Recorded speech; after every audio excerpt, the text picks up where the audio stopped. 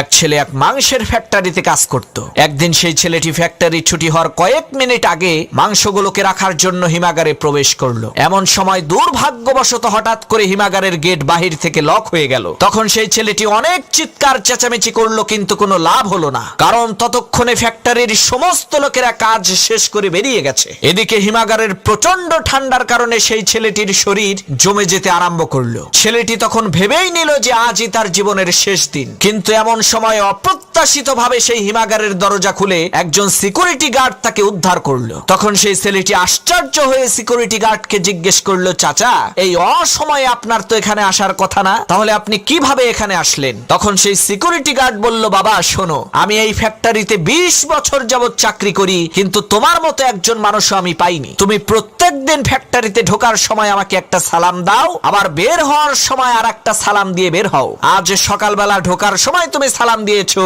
কিন্তু বের হওয়ার সময় তোমার সালামটা আমি পেলাম না।